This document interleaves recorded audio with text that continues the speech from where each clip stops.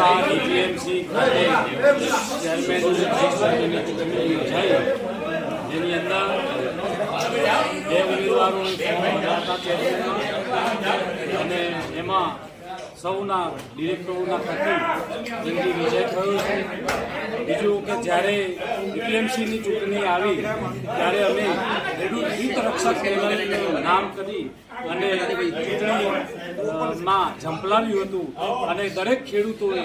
ખૂબ સહકાર અમને આપ્યો અને જંગી બહુમતીથી અમારી આખી પેનલ પણ જીતાડી હતી. ત્યારબાદ ખેડૂતોના એવી અપેક્ષાઓ પણ હતી કે માર્કેટની અંદર પંકજભાઈ, તમે જ્યારે પેનલ લઈને નીકળ્યા છો ત્યારે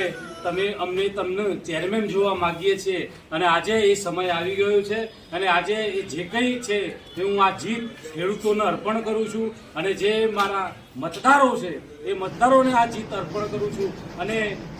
એટલી આ તબક્કે ખાતરી આપું છું કે ખેડૂત હિતલક્ષી માટે મારે કદાચ ઘર છોડવાનું પડે તો છોડી દઈશ, પરંતુ ખેડૂતોના હિત માટે હું સતત ઝઝૂમતો રહીશ. અને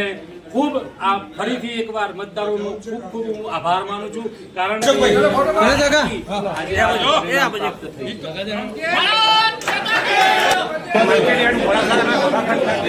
ચેરમેન વાઇસ ચેરમેનની ચૂંટણી થઈ હતી. એના અંદર ચેરમેન તરીકે પંકજભાઈ જંગી બહુમતીથી જીત્યા છે અને વાઇસ ચેરમેન તરીકે મારું એક જ ફોર્મ આવ્યું હતું અને હું બિનફરજ જીત્યો છું. આવનાર દિવસોના અંદર વેપારી અને ખેડૂતો એક સાંકળ છે, એને સાંકળને મજબૂત સાંકળ બનાવી અને આવનાર દિવસોના અંદર ખેડૂતો અને વેપારીઓનું એક સંકલન જળવાઈ રહે અને વેપારીઓના ખેડૂતોના વિકાસ થાય અને યાર્ડના અંદર ખૂબ જ ઉત્સાહી ખેડૂતો આવે એ રીતની એક દિશાના અંદર મેં કાર્ય કરીશ.